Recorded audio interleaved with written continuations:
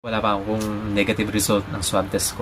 Tapos sabi sa akin, tatawagan daw ako, pero hindi naman ako tinawagan. So, kailangan ko ng result before ako pumunta ng airport. Dahil kako ipiprint ko pa yun.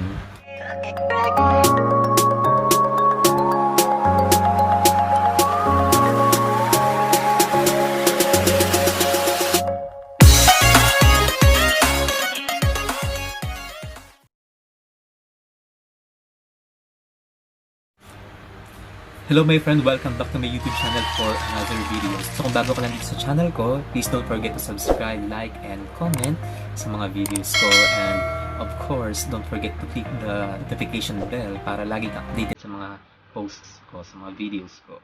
So for today's video, pag-uusapan natin yung process ng pagbabalik ko dito sa Dubai, kung anong mga requirements, kung anong mga kailangan mong gawin. So, ayun, pisahan na natin.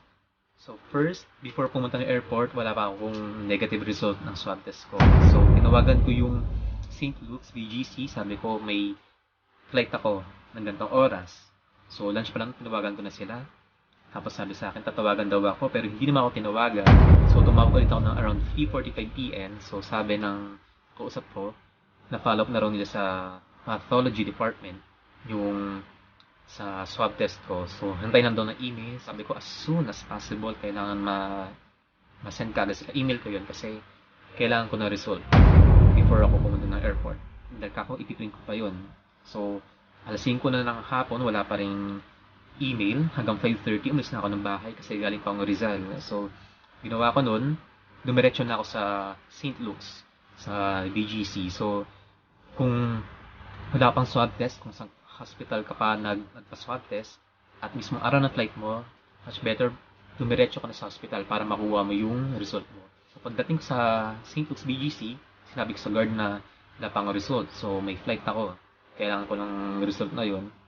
So tinanong niya ako kung may declaration form ako galing St. Sabi ko wala. So binigyan niya ako, finilapan ko yun. After nun, pumunta ako sa pathology department. So pagpunta ko ng pathology department, doon ko na nakuha yung results ko.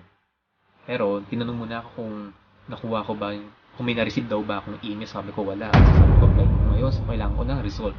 So, binigyan naman ng 2 copies. So, yun. After nun, punta na ako, diretso na ako ng airport. Pagdating naman ng airport, sobrang haba ng pila, my friend. As in, sobrang haba ng pila. So, kailangan mo mahabang pasensya. So, habang nakipila ka, bibigyan ka ng declaration card ng staff doon, which is maliit lang yun naman yun eh. Kailangan mong fill upan yun habang nakapila ka. Tapos may mag-check din ng documents mo. Kailangan mapakita doon yung passport, visa, ticket, swab test result, which is dapat 96 hours lang.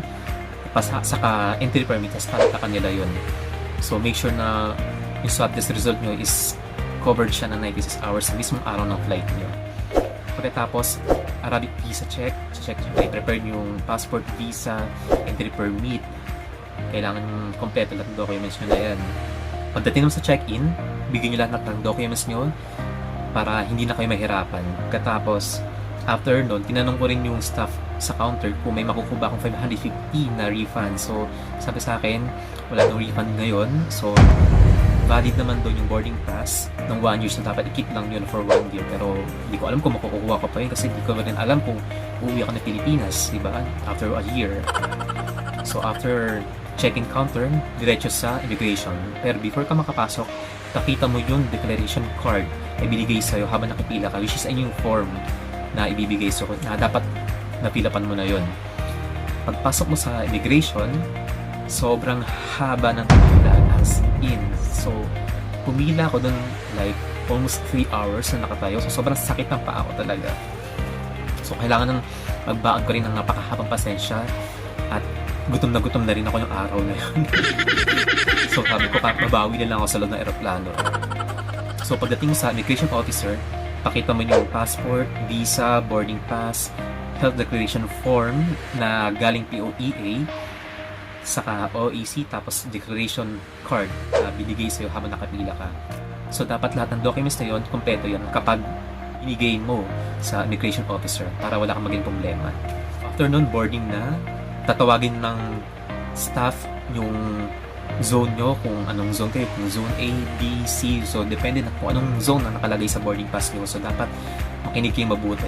Pagdating naman sa loob ng eroplano, bibigyan kayo ng travel hygiene kit ng flight attendant. So, yung laman doon, face mask, hand gloves, sanitizer, wet wipes, pwede nyo magamit yung habang nasa loob kayo ng aeroplano. Tapos bibigyan din kayo ng declaration form, which is kailangan nyo fill upan yun kasi ibibigay nyo yung pagdating nyo sa Dubai Airport. Pagdating ng Dubai Airport, prepare nyo yung passport, visa, boarding pass, Emirates ID, yung form na binigay sa inyo ng flight attendant.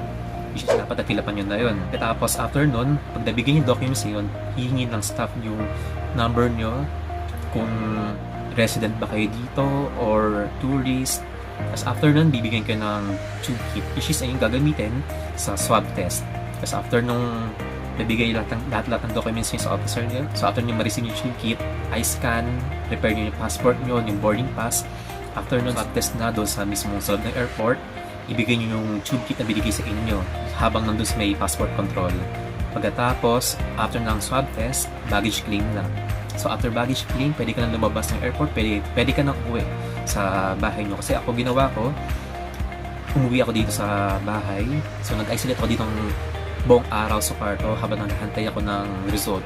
So after nun, after 14 hours, may na-receive akong SMS na nagsabing yun nga, negative ako. So hindi ka pwede lumabas ng bahay hanggat wala ka na-receive na ganong SMS na dapat negative ka. So kailangan mo rin syempre mag-ingat. Finally, after 4 months and 2 weeks, nakabalik na rin ako dito sa Dubai. So, sa mga na-stranded ba dyan sa Pilipinas, i-prepare nyo lahat ng documents nyo para hindi na kayo mahirapan pagdating ng airport, para hindi kayo ma-offload kasi ang tagal nyo naghantay tapos ma-offload lang, di ba? So, sayang naman lahat ng ginastos nyo, yung effort nyo, kung di kompleto yung requirements nyo. And make sure yung swab test result nyo, much better kung counted siya from araw ng swab test kayo. Kasi yung iba sabi from the day of result, pero better na covered yung 96 hours na yon sa mismong araw ng flight nyo para hindi kayo magkaroon ng problema sa loob ng airport. Thanks for watching. If you like the video, my friend, please don't forget to like, comment, subscribe on my YouTube channel. And syempre, huwag niyo makalimutan i-click yung bell button para updated kayo sa mga latest videos ko. Stay safe and God bless.